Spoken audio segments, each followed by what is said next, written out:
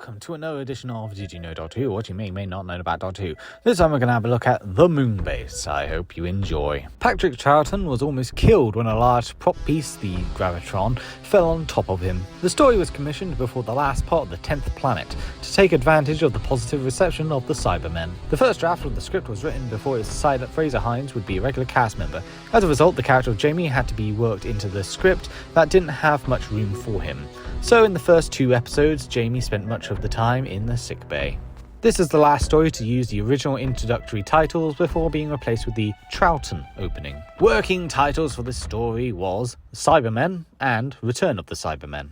Episode 3 features a rare sequence in which the viewers actually hear the Doctor's thoughts. Even more unusual, the Doctor actually replies to his own internal monologue. A cutscene from episode 3 involving Hobson, Benoit and the Cyberman would have revealed that these Cybermen left Mondas prior to its destruction in the 10th planet and had settled on the planet Telos. Innes Lloyd suggested the moon setting in order to tap into the ongoing space race. Peter Hawkins was given a modified dental palate originally designed to be used by patients who had undergone the surgical removal of their larynx, which produced electrical sounds just by shaping the mouth and lips appropriately. Unfortunately, the persistent vibration induced by the device gave Hawkins headaches and made him nauseous. During filming, a small problem arose from the decision to change Benoit's surname from Jules to Rogette. The nameplate, the actor Andre Mandré outfit, had already been prepared bearing the initial J, and there was no way to change it from a timely manner. To compensate, Marine was given a neckerchief to wear to cover the offending letter. Several lines of dialogue from Ben were recycled to be given to Jamie to compensate for his lack of screen time and last-minute addition.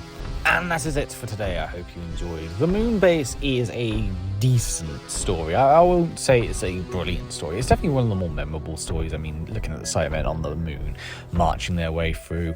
It's very interesting how many Cybermen stories or Cyberman stories there were during the Second Doctor era. They definitely were trying to capitalize on their success, especially with the Daleks being, the top monster at the time. And this is really the first step forward, I guess you could say, after the 10th planet. Is not as good as the 10th planet. The 10th planet is far better, in my opinion. That said, the Cybermen designs is certainly improved, I guess you could say. I'm not really a fan of the Moonbase look for the Cybermen. They look kind of weird. Never really liked that look, personally. It's not the worst Cyberman look. I mean, that comes much later on. But it's just not a look I like. I don't really like the Buckethead look, if that makes sense. That said, it's still a decent story. Still got a lot of creepiness to it. Like, you see these people who have been infected in some way. I think that really works the horror factor of this story. But compared to the previous Cyberman story, this is definitely not as good. It's decent, don't get me wrong, and it is, I guess you could say, a step forwards.